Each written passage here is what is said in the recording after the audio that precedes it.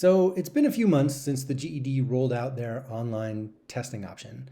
And I made a video about it at the time, but things have changed a little bit. So I wanted to make this updated video to sort of walk you through what you can expect when you take the test online at home, what sort of things are different and what you need to do to prepare. I've also had a few students of mine take this test online, and I talked to them about their experiences.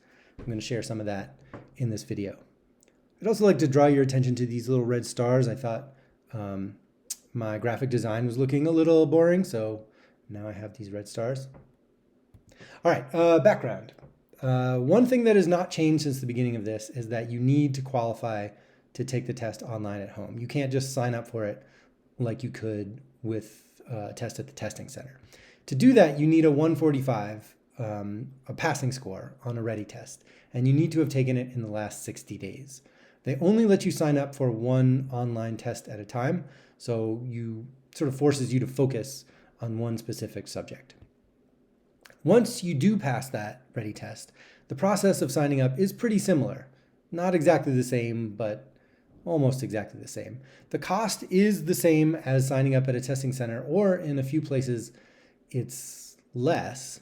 If anyone out there is watching from Alaska or Virginia, apparently it's free for you. So if that is true, post in the comments. I'd be curious to hear if that's actually true, because that sort of blows my mind. For now, it is only English. They're working on an online at-home Spanish version, but they don't have that yet. So if you need to take it in Spanish, you have to sign up to take it at a testing center. And it's also not available everywhere. It depends on the state where you live. Unfortunately, you can't take it anywhere outside of the United States. I'm sorry, everyone else. And it's not even available everywhere in the United States. There are some states where they don't offer the GED anyway, like New York and Maine and some other states. They have a different test, not their own test, but a different test they offer. But there are 4 states that do offer the GED, but not the online version. So my apologies to people from Connecticut and Ohio and Oklahoma and South Carolina. Bummer. Let's talk about some of the important differences between testing at a testing center and testing at your house. First of all, you can only take it online once. So if you sign up for the social studies and you don't pass, the next attempt has to be at a testing center. They won't let you do it again online. They also won't let you use anything physical while you're testing at home. So you can bring a certain kind of Texas Instruments calculator with you to a testing center, but you can't use that at your house. They also won't let you make notes or calculations or any of that stuff with a pencil and paper or a physical whiteboard. They usually give you something like that at a testing center.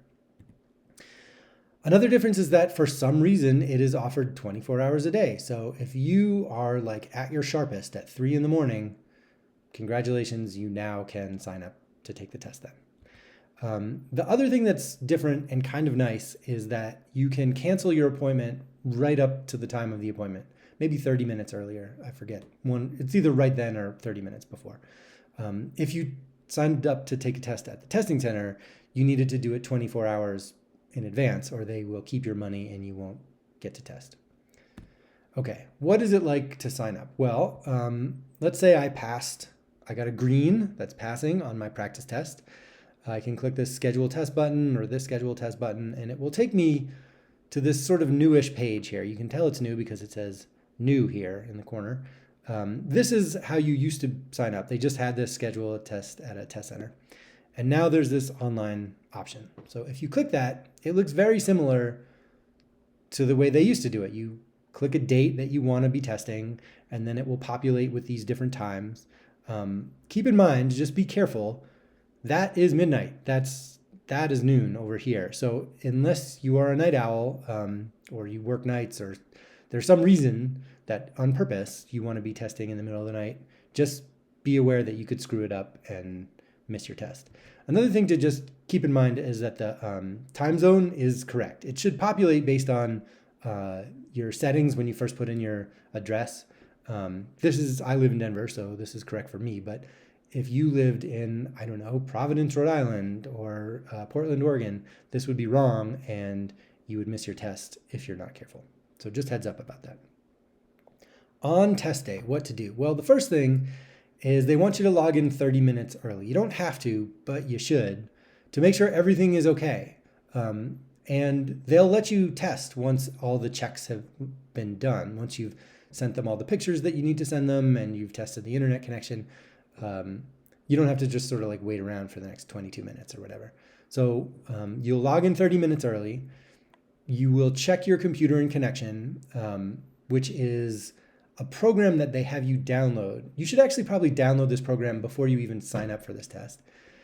Because if it turns out that you don't have all the stuff you need, if your computer doesn't qualify, meaning you don't have a working microphone or you don't have a working camera, basically the means that they use to spy on you, proctor the test, then you won't be able to test anyway. Same with sort of a shoddy internet connection. If your internet connection like cuts out, that's bad news. So you're going to log in early. You're going to check all that stuff. You're going to send them pictures of your ID. They want a specific kind of picture that captures everything. One of my students had to send in a picture of their ID and it wasn't good enough, so they had to do it again. You need to sort of like swivel your computer around somehow or your webcam to show that you are in a room with a closed door with 4 walls. I guess it could have 5 walls, as long as it's like there's no way to get in or out besides the door. Then you need to clear out your workspace. You're not allowed to have anything physical within reach, except for, apparently, a clear glass with water in it. So, hydration is good. I guess that passes the test, but your cell phone, your keys, anything that could be construed as like an object, a thing, needs to be away from you. There are some differences about the test online. There are some new tools they give you, starting with this menu that appears at the top of your screen. First, there's like just the logo of the company, Pearson VUE or OnView, or I don't know what that is. It doesn't do anything. This here will say recording and when they are actually recording. And they watch you the whole time. They listen to you the whole time. One of my students, he's had this habit of sort of like reading things aloud when he was reading what was on the screen, and they're watching him, and you can't do that. You have to be silent. So they told him to knock it off. This chat icon is a way to like get their attention. It's like raising your hand. So if you have any technical difficulties, you can push this chat and the chat box will open up and someone will see what's going on. If you have a question about like related to the content of the test, like, hey, can you remind me when the Civil War started? No, they won't chat you that answer. But if you're having some technical problems or you have a question, that's how they answer. This access code is just the access code for your test. Every test is different. And this whiteboard is new. The whiteboard looks like this.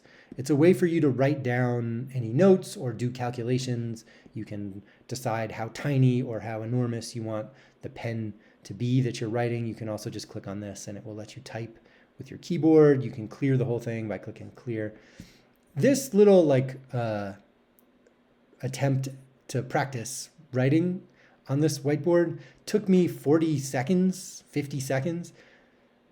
Now, maybe I was a little more careful than I needed to be, but that's kind of a lot of time on a time test. So if it's important for you to be writing stuff down, this might not be the way to go. You might need to go to a testing center where you can actually make the calculations on an actual whiteboard, not an on-screen one.